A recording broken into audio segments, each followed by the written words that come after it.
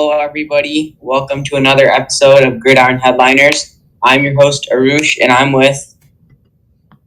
I'm Deepak. What's up? I'm Rohit. I'm Aditya. So, just quick shout out to Deepak. He's joining us from Indiana. Yes. It's gonna be dark. It's gonna be dark outside. I'm in middle of cornfields. It's corn everywhere. It's everywhere, dude. It's like it's everywhere. It's really bad. All right, Deepak.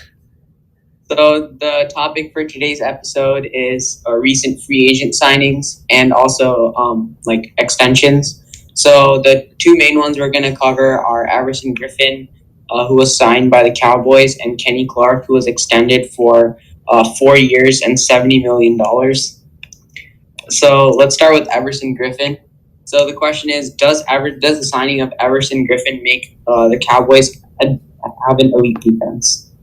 So what's your guys' take on this? I think their D-line is stacked because they signed Gerald McCoy, Dontari Poe, and last year they extended DeMarcus Lawrence, who got 14 and a half sacks and then 10 and a half sacks. He did have a down season last year, but he does have that talent. And then when you're adding Everson Griffin, I think you have a really solid defensive line that can rush the passer, which is really important because their secondary is a little sketchy, even though they did draft Trayvon Diggs in the second round, I think. But yeah, their linebacker core is one of the best in the league with Jalen Smith.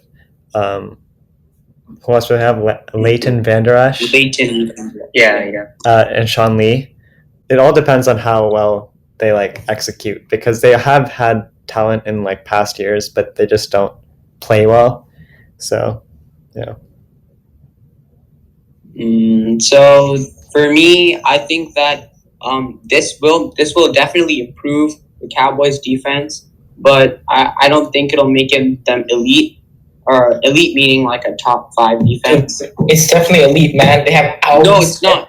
Alvin Smith. Robert. When was the last time he played? 4 years ago? Robert Quinn is traded. Really? Listen. Yes, Robert Quinn is gone. Okay, so they have Dontari Poe, who's not been that great over the past. Dude, Dontari Poe's hella good. No, he's not. Okay. Not over the past You're forgetting they already have a Pro Bowl linebacker, dude. DeMarcus Lawrence. Okay, yeah, he's rusher. I'm giving them that. Yeah, he's good, right? Dontari Poe, he's good, but he's not as effective as he was in the past 2 years. And then Gerald McCoy, he was pretty good last year, so he's another good addition. And Everson Griffin. So the thing is, Everson Griffin, he was pretty good last year. He had 24 QB hits, and then he had 8 sacks, which is pretty good. So I think that those three, Gerald McCoy, Everson Griffin, and DeMarcus Lawrence will definitely help. But my issue is with the linebacker core. Jalen Smith, he obviously has some injury history, and also Leighton Vander Esch and Sean Lee. They're very injury prone. Especially Sean Lee, he only plays a couple games a year. And also their secondary, because they lost Byron Jones, who was their CB1, and then now they just replaced him with a raw rookie with Trayvon Diggs. So that's why I don't think they'll be elite. They'll definitely be top 10. Maybe they'll be number 6 or number 7 in top in defense, but they won't be top 5. Yeah, I agree. They'll definitely be above average, and they'll definitely be better than what they were last year. I think it's true for most NFL defenses that the pass rush is more important than the secondary. A clear example of that is the Niners. So with Everson Griffin, the Cowboys have a really, really good D-line that could cover up for mistakes the secondary makes. So with that itself, they're a top 10 defense. The thing about Robert Quinn is that he was the Cowboys sack leader in 2019. DeMarcus 6 or 5 sacks, But then Robert Quinn at 11.5 in 2019. So that shows how dominant he was on the edge. And if you compare that to Everson Griffin, although I would say he was playing with another talented defensive lineman, Daniil Hunter. I guess that's limited his output to 8 sacks. But I do not think he'll be like at the same level as Robert Quinn was, who had like 11.5 sacks. Okay, what's your prediction of the Cowboys' record? To be honest, I think 12-4. 12-4. Yeah. 12-4 because you know they got you got my boys Zeke and Dak, of course, and then they stepping up their defense with Everson Griffin and all my boys. So I think that you don't forget CD Lamb and Michael Gallup, Amari Cooper, and everyone is just like it's a stacked team, and you know that they meshed okay together 8-8 last year, right? And then they're gonna elevate now. When after they elevate, their division is so bad that they're just gonna like just clap everyone, dude. And then plus they're probably gonna modify they're gonna modify the schedules so there's more division games, and that's gonna work in their favor, right? It's gonna work in their favor. So yeah, I think the Cowboys are definitely going to go 12-4 if they play more division games. Oh wait, they're playing Baltimore, right? Yeah, for now they're playing Baltimore, but then they're going to play. I think they're going to change it to play the Patriots division. And then what's going to happen? Okay, they're going to win. They're going to win most of those, except the Bills. So I'll give them a loss from the Bills. They lost to the Jets last year. Yeah, but they're better this year. Yeah, Mike McCarthy. Okay, well, Deepak. Dude, the thing is their roster is always good. It just sometimes they're just shit for like no reason. I don't know why. It's the coaching. Yeah, it's always been the coaching. Yeah, with the new coach, he's a good coach. Yeah. Okay, Rodgers. Okay, in Green Bay, right? Rodgers had really good years in 2014 and like 2010 to 2014, right? That's when Rodgers was at his physical prime. Now when he's not at his physical prime, and he doesn't need he needs a scheme now, right? So then Mike McCarthy wasn't able to give that to him. That's why his stats were declining from like 2016 onwards. So then I don't trust Mike McCarthy to develop a scheme for Dak in that passing offense, especially because he failed to do it in Green Bay, so he'll fail to do it in Dallas. And Dak is not as talented as Aaron Rodgers. He doesn't have the arm strength, and he doesn't have the mobility of Aaron Rodgers and the pocket awareness. So I don't think McCarthy will be able to develop a good scheme around Dak, and the Cowboys once again their problems will lie in their coaching. No, but I mean in Green Bay, McCarthy never had the weapons they do have right now in Dallas, because they have one of the best running backs. They didn't have a really good running back in Green Bay who could take the load off different aspects of their offense, and plus the receivers were good when he was there, but they weren't like Amari Cooper, Michael Gallup, and CD Lamb level. So I think because of the new additions and the new pieces he has on offense, I think he's going to be better than what he was towards the end of his stint in Green Bay. Yeah, so I think Mike McCarthy. I think definitely they're going to be better with him. I think because just the old approach with the Jason Garrett, I think someone new, they're definitely going to add some freshness to the team and make them better. I think Mike McCarthy's, he won the Super Bowl, so hopefully get closer. Yeah, I have really high hopes for the Cowboys. They don't come through. Really high hope from the Cowboys, but they're probably not going to come through because they're not good, and they usually do this. So, yeah. I mean, it's the Cowboys. They're not like the Patriots or anything. I believe you were biased because your fantasy team depends on their success. Yup. I mean, I don't care if they in a win or sense, not.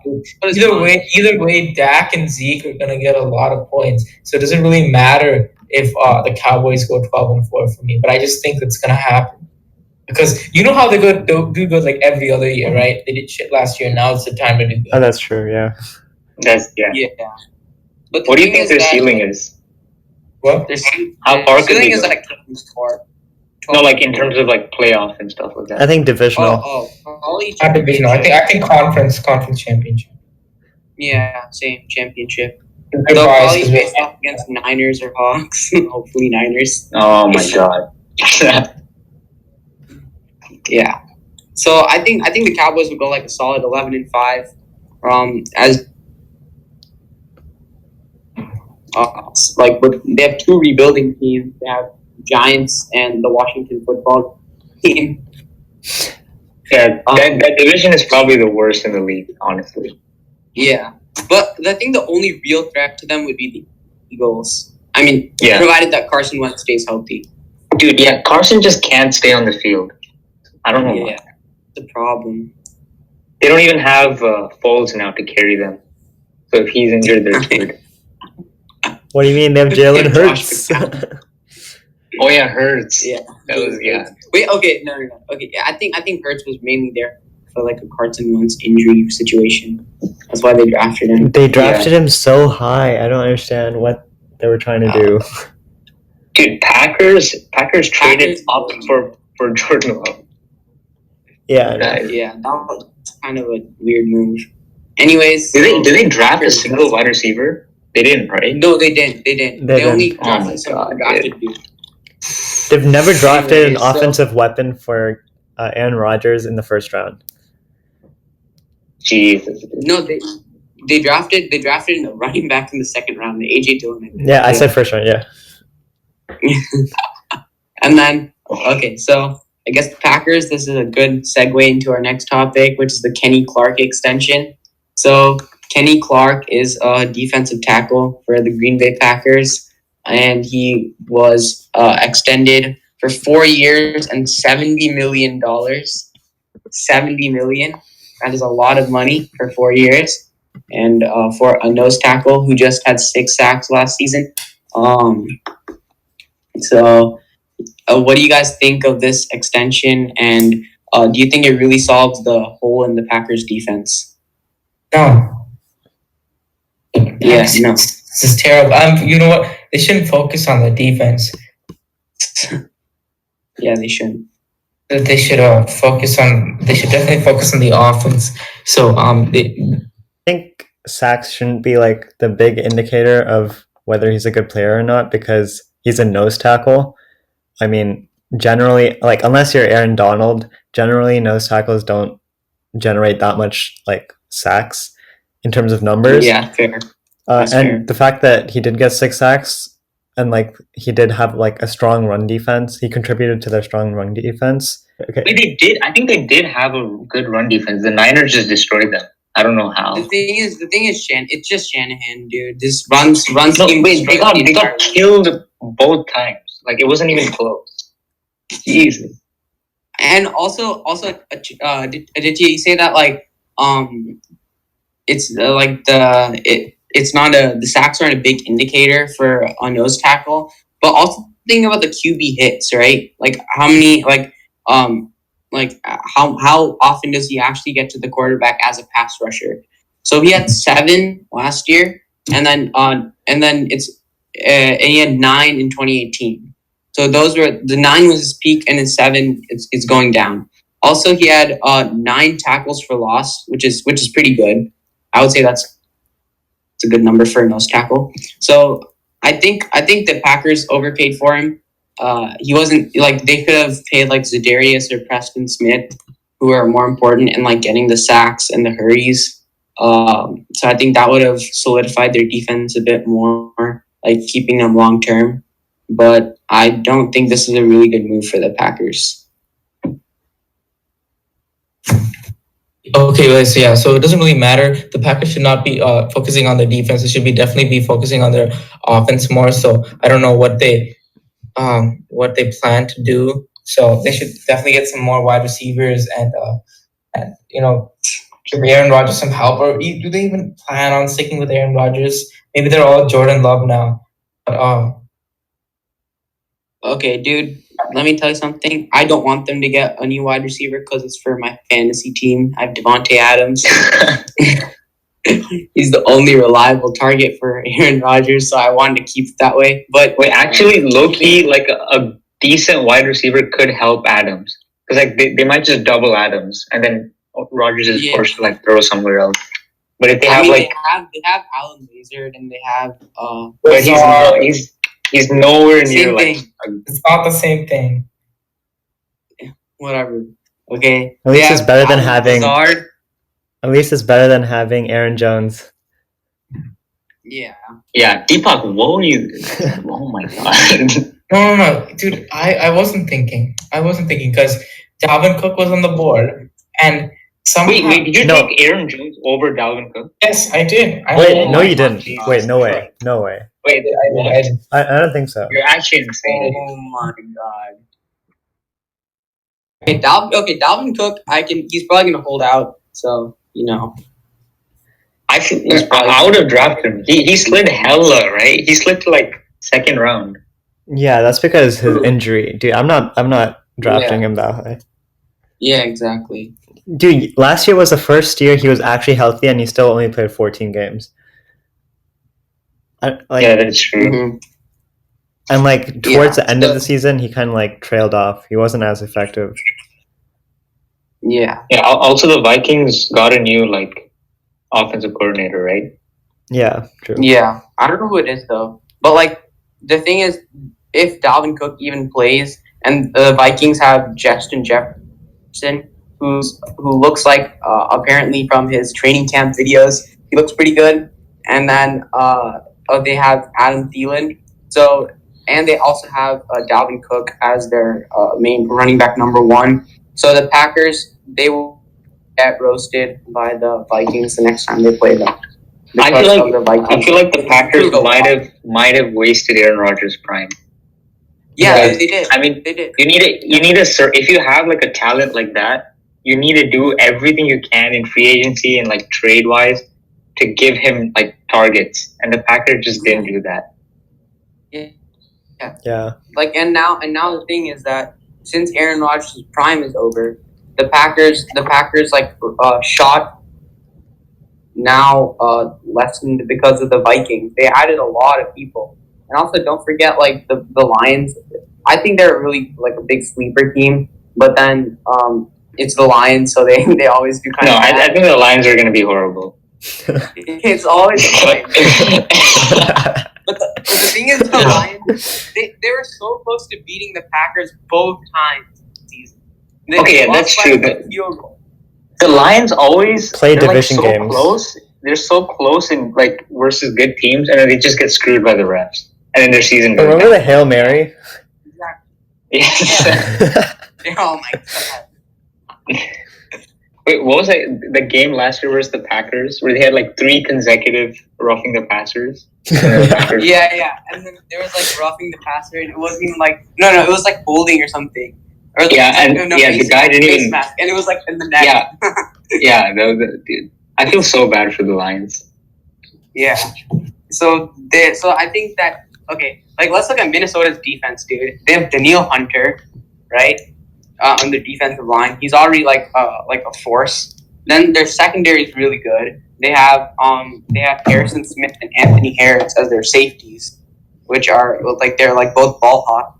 And then they also have their linebacker. They have Eric Kendricks, who's criminally underrated, who I think should have been first team All Pro over Demario Davis. And then they also have Xavier Rhodes is gone. Never mind. Okay, they replaced him with Jeff Gladney, I think. Yeah, that was. Yeah. Jeff Gladney's a rookie, so we'll see how he does. But like the thing is, the Vikings have a pretty solid defense, and then their offense is pretty good too, provided that Kirk doesn't choke. I'm saying that the Packers. I don't think the Packers will win the division this year. I think the Vikings will beat them out. Like It'll be close. They'll have the same record, and just the Vikings will win more division games. That's about it. I feel like the Packers just got so like lucky in their one-score games last year.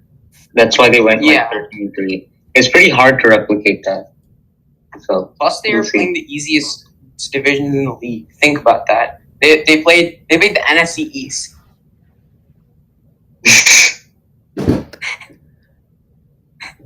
They played the NFC East. So a lot of things went their way for them to go 13-3.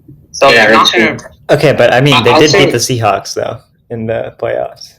Yeah, so did the Seahawks. But like the thing is, Russell Wilson is Russell Wilson, so he's probably gonna replicate that again. Russell Wilson. No, he's just good at one-score games. Like you can't explain it. There's just something that he just does. Like he just pulls like some like random magic.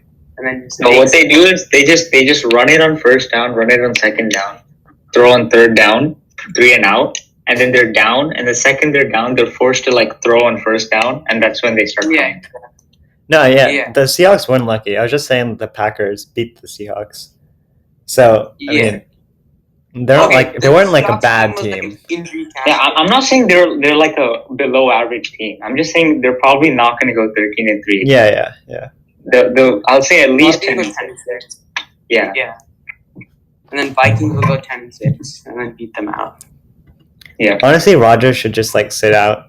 Just like. When do you guys think Jordan Love is going to play? Because that's actually kind of in 2 years. Probably 2 or 3 years. Once Aaron Rodgers like cap hit reduces, because it's like 26 mil now. Once it goes down and like his contract like expires, it's over.